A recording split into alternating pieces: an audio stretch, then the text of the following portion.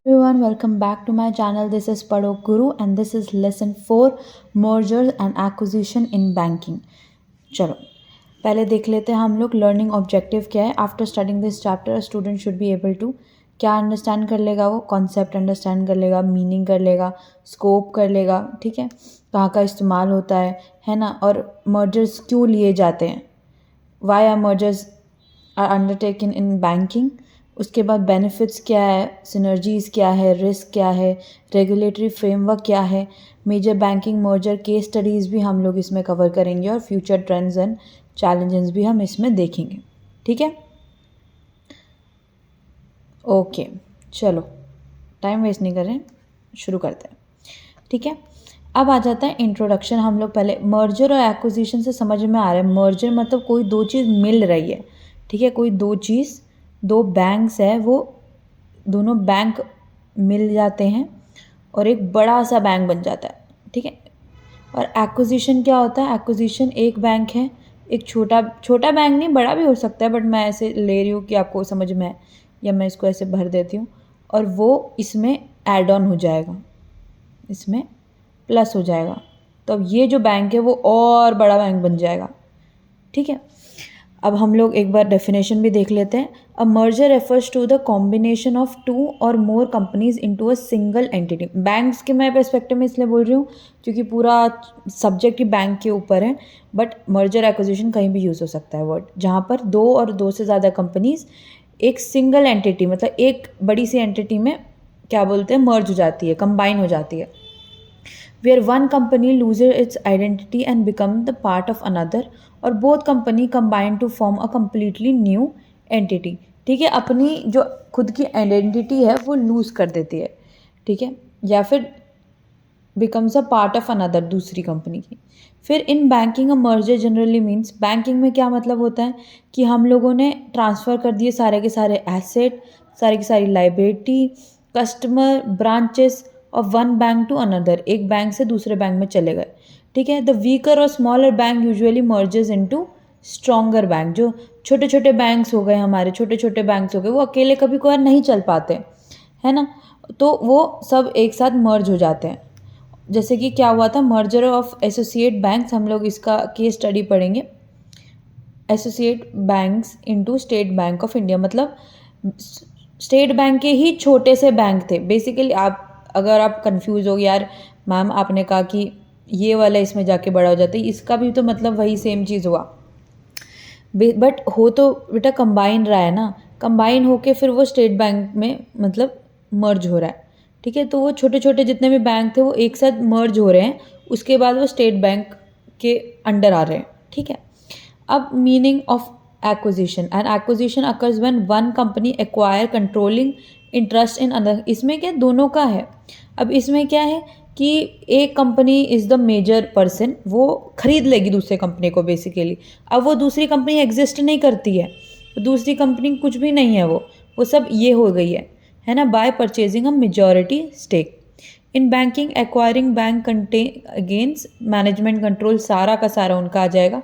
And the acquired bank, जो bank दिया गया है, जो छोटा बैंक है, जिसको खरीदा गया है, may continue to exist legally.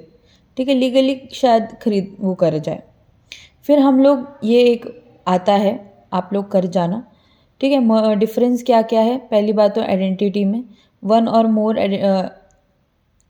Entities cease to exist. ठीक है, एक या एक से ज़्यादा एंटिटीज़ क्या होगी, वो एग्जिस्ट करेगी. इसमें सिर्फ जो एक्वायर एंटिटी है वही कंटिन्यू करेगी, जिसने एक्वायर किया है. ठीक है, नेचर क्या है, म्यूचुअल है, रेगुलेटरी ड्रिवन है, मतलब दोनों का कंसेंट तो उसमें भी लगता है, मतलब दोनों की वो है, दोनों के लिए है. बट ये एक साइड कंट्रोल रहेगा, इसमें दोनों साइड रहेगा. इसमें एक ही साइड रहेगा जो पैसा लगा रहा है और जो पैसे से खरीद रहा है दूसरी कंपनी. ठीक है, उसके बाद कंट्रोल शेयर्ड होता है, मैंने अभी बताया. म्यूचुअल अगर नेचर है, कंट्रोल शेयर होता है.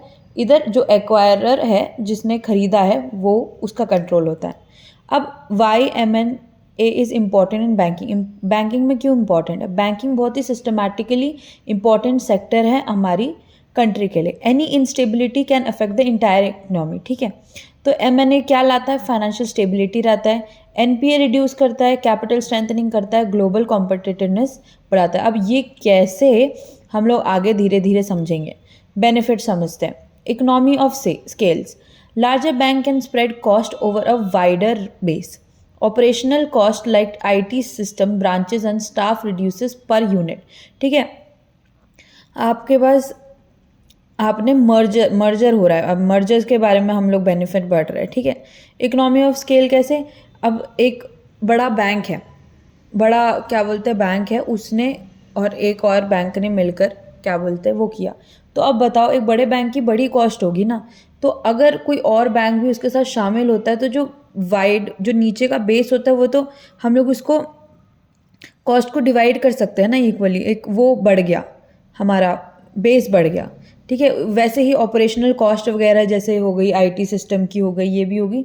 ये भी अगर कोई चीज़ और बड़ी हो जाती है तो उसकी वैल्यू वो हो जाती है ना, पर यूनिट तो कम ही हो जाएगा ना वैल्यू।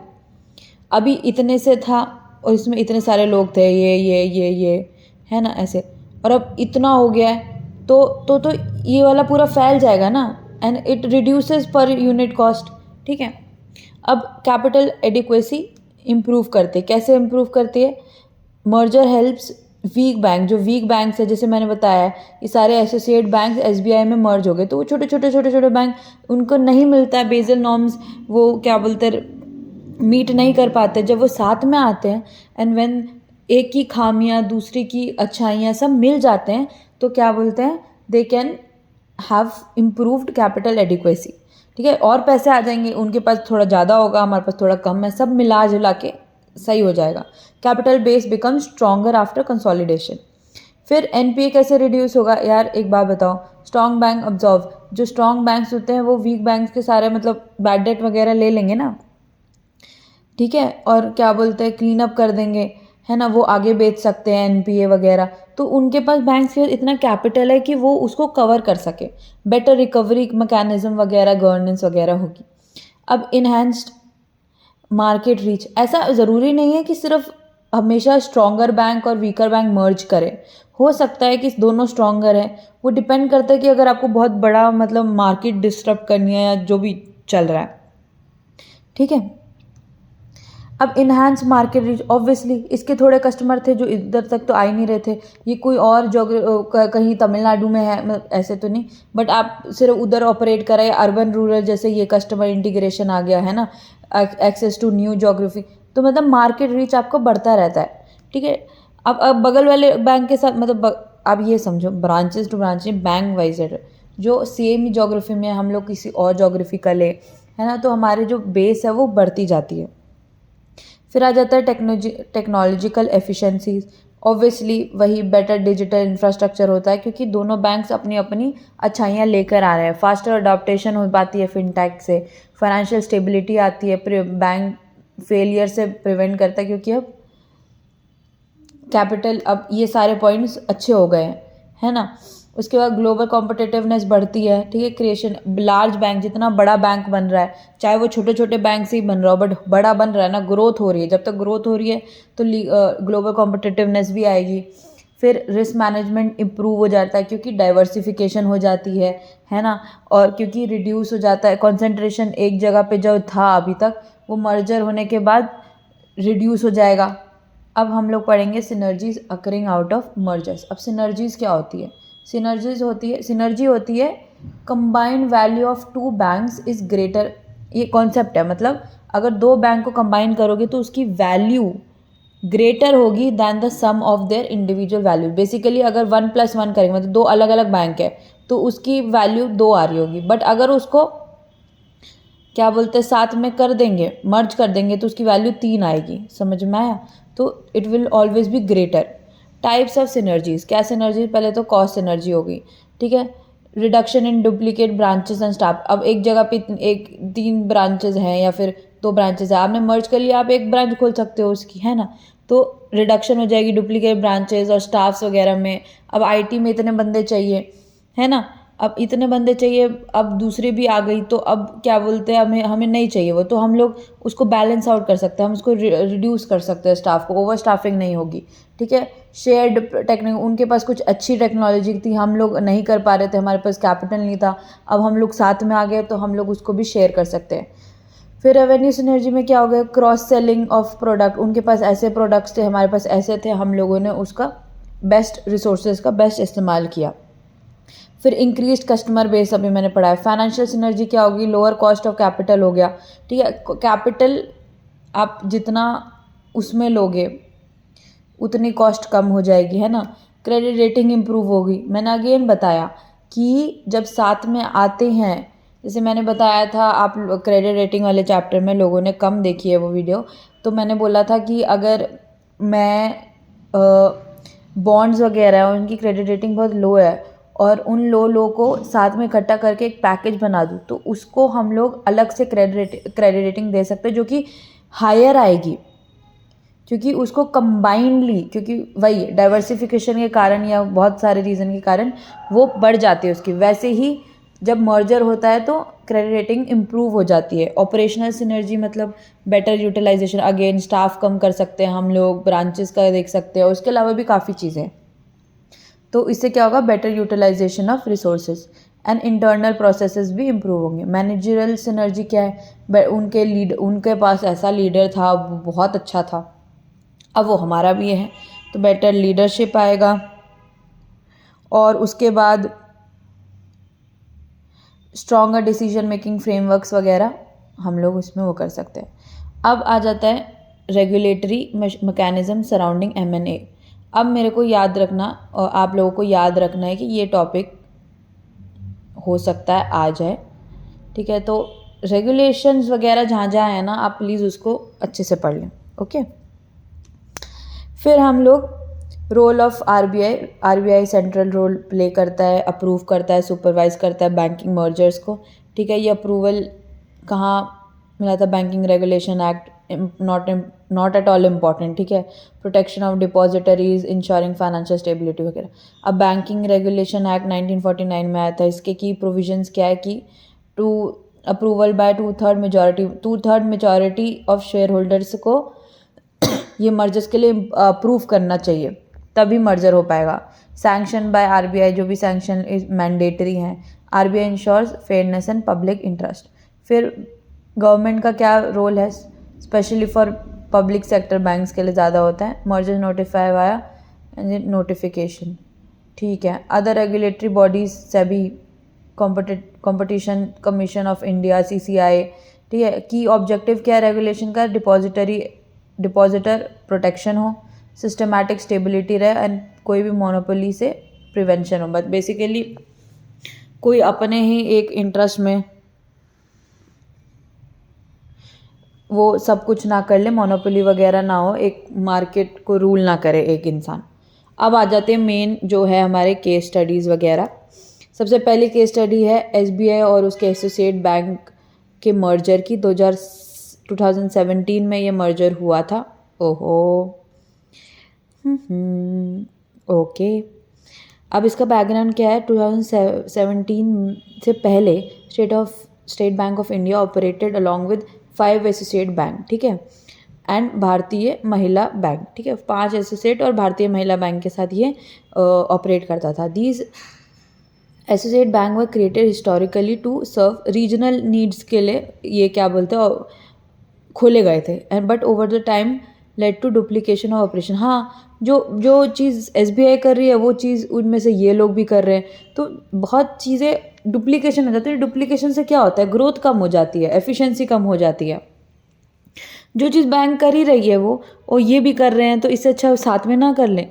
ऑब्जेक्टिव क्या था कि ग्लोबल कॉम्पिटिटिव बैंकिंग जायंट बना दे। अब बताओ, इतने सारे बैंक्स मिलेंगे, अब SBI के पास रीजनली बताओ कितना कस्टमर बेस हो गया होगा और कितने रीजन में आप देख रहे हो जोग्राफिकली कितना स्प्रेड हुआ होगा ये उसके बाद मर्जर के पास।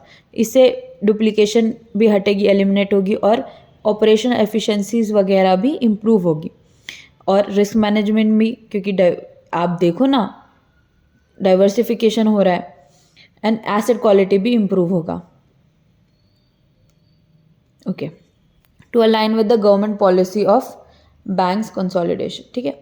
अब रेगुलेटरी अप्रूवल प्रोसेस क्या था, अप्रूव बाय ये बैंकिंग रेगुलेशन एक्ट, फिर सैंक्शन बाय आरबीआई ने सैंक्शन भी कर दिया और गवर्नमेंट ऑफ इंडिया ने इम्प्रूव भी कर। अब इसका इम्पैक्ट क्या था, पॉजिटिव आउटकम्स क्या थे, एसबीआई कहाँ आ गया, SBI enter the list of top 50 global banks bye asset size, asset size में टॉप 50 ग्लोबल बैंक्स में उसका लिस्टिंग हुआ।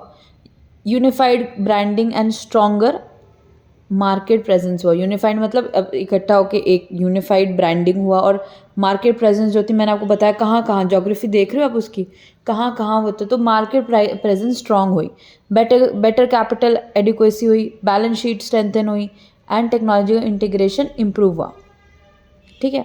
अब चैलेंज क्या फेस करने पड़े, जो कि रीजनल है, आप देखिए ना ये सारे बैंक्स रीजनल है, एसोसिएट बैंक्स, तो एनपीए इनिशियली राइज किया था ड्यू टू एसेट रिकॉग्निशन, वो सब चेक करते हैं ना जब, और रीजनली भी वो बैंक्स थे, तो थोड़ा एनपीए में राइज आपको हमेशा से दिखेगा।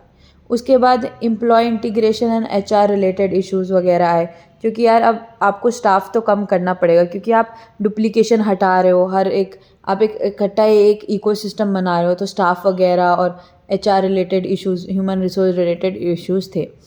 Short term decline in profitability, आप एकदम से एक चीज़ लोगे ना, तो वो स्टार्टिंग में you can't see any growth, आपको सही मैं बताऊँ तो थोड़ा टाइम लगता है, तो प्रॉफिटेबिलिटी में डिक्लाइन आ गया था, क्योंकि वही है, अगेन रिमेंबर कि SBI is a very big bank and now you are taking in regional areas, और रीजनल एरियाज़ में उसकी खुद की नीड्स है, और वहाँ पर प्रॉफिटेबिलिटी बहुत कम है, क्योंकि आपको वहाँ पर लोगों के लिए काम करना पड़ता है, ठीक है, आप प्रॉफिट नहीं ढूंढ सकते।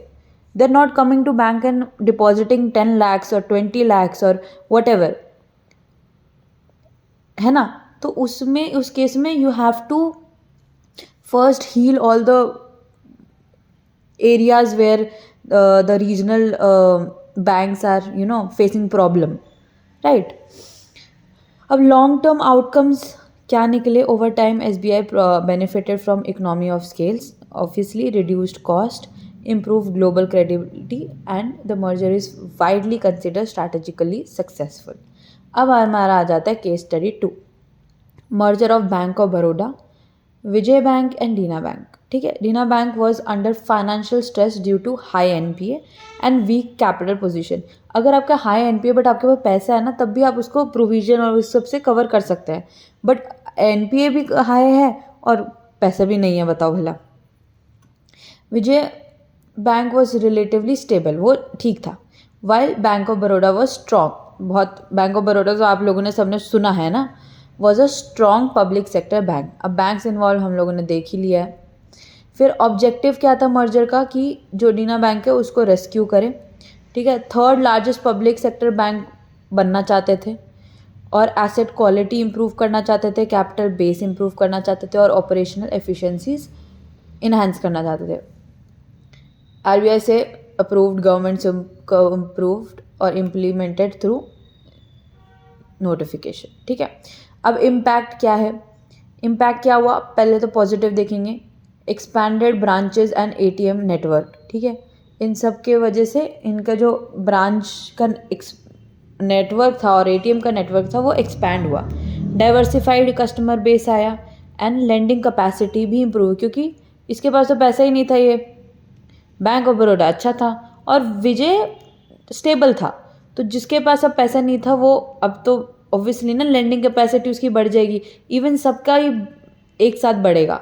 फिर अब चैलेंजेस क्या थे, कल्चरल ऑपरेशन इंटीग्रेशन इश्यूज थोड़ा आएंगे, देखो वही अगेन मैं आपको बताऊं, थोड़ी अगर आप दूसरे की प्रॉब्लम लेके मर्ज, क्योंकि हमेशा क्या होता है ना, दो mergers are can be possible जब दोनों parties they are very healthy and very positive and they want to create something big globally or anywhere, but mergers are sometimes more about helping the weaker and helping the people who are मतलब the banks who are in regional or whatever, जो छोटे banks है basically. तो इसमें जब आप लेते हो उसको, तो कल्चरल ऑपरेशन इंटीग्रेशन इश्यूज वगैरह आते हैं, टेम्पररी कस्टमर सर्विस डिस्ट्रप्शन वगैरह होता है, वही आईटी और एचआर, हाँ मतलब वो नहीं बैठता है उनका, ठीक है। उसके बाद ओवरऑल उसमें through short term challenges exist, merger strengthen the banking system and stabilize Dena bank's liability. बिल्कुल ही थोड़ा टाइम लगा और सब सही हो गया। अब पढ़ते हैं हम case study 3, mega public sector bank mergers 2020। अब इसमें बहुत बड़े स्केल पे पब्लिक सेक्टर बैंक्स मर्ज हुए थे। India had 27 public banks earlier, many of which were inefficient and burdened by NPS. क्योंकि पब्लिक सेक्टर बैंक जब खुलते हैं ना, जब खुलते हैं तो उनका मेन गवर्नमेंट से प्रेशर क्या होता है कि आपको लोगों के लिए करना है, आपको प्रॉफिटेबिलिटी आप लास्ट में देखेंगे, बट ऐसा कुछ भी नहीं होता, ठीक है। और उसमें इतने रेगुलेशन और इतनी सब कुछ डालते हैं, इतना वो होता है, तो धीरे धीरे करके क्या बोलते हैं, एनपीएस वगैरह बढ़ते हैं, इनएफिशिएंट होने लग जाता है ना, गोल ही नहीं होते हैं, हम कुछ अपने से कर ही नहीं सकते। द गवर्नमेंट अनाउंस्ड, गवर्नमेंट, इसमें भी गवर्नमेंट ने ही अनाउंस किया, पब्लिक सेक्टर बैंक तो सब अंडर उनके ही है ना, announced large scale consolidation plan, mega merger. क्या क्या, पहला हुआ PNB, oriental and United bank of India, United bank of India. फिर कनारा और सिंडिकेट का हुआ, यूनियन बैंक, आंध्रा बैंक और कॉरपोरेशन बैंक मिल गए, and Indian bank and Allahabad bank भी मिल गया। ये 4 बैंक एक साथ मिल गए, 4 मतलब ये तीनों साथ में, ये दोनों साथ में, ये तीनों साथ में, ये दोनों साथ में। क्या ऑब्जेक्टिव था कि पीएसबी रिड्यूस, अब वैसे तो अभी भी नंबर से क्या बोलते हैं वो हो गए, ठीक है। पीएसबी रिड्यूस किया जाए, गवर्नेंस एंड एफिशिएंसीज इम्प्रूव किया जाए, कैपिटल बेस स्ट्रेंथन किया जाए और ग्लोबल कम्पिटिटिवनेस इन्हांस की जाए, ठीक है। अब आउटकम्स क्या निकलते हैं, बेनिफिट्स क्या हुआ, creation of fewer but stronger banks, कम है बैंक्स बट स्ट्रॉन्ग बैंक्स है ना। इम्प्रूव ऑपरेशनल एफिशिएंसी, ये तो भैया आप ऐसा करो, रट लो, ये थोड़ी वर्ड्स वगैरह होते हैं। और बेटर रिस्क डाइवर्सिफिकेशन, ठीक है। अब चैलेंजेस क्या है, एम्प्लॉय रेजिस्टेंस, यार देखो आपको बोला जाए कल कि आप इसके साथ मिक्स कर रहे हो तो थोड़ा तो एम्प्लॉयज़ वगैरह को लगेगा कि यार मेरी नौकरी जा सकती है, यार कुछ हो सकता है फ्यूचर में, इट्स नॉट स्टेबल।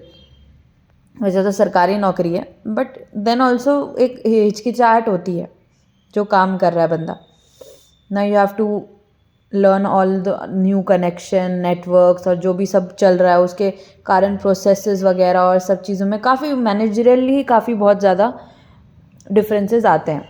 इंटीग्रेशन और लेगेसी सिस्टम्स वगैरह, फिर शॉर्ट टर्म प्रॉफिटेबिलिटी प्रेशर आता है ना, ये सारी चैलेंजेस आए। These merger marked a structural reform in Indian banking and aimed at long-term financial stability. ये 3 दिए हुए हैं बुक्स पे।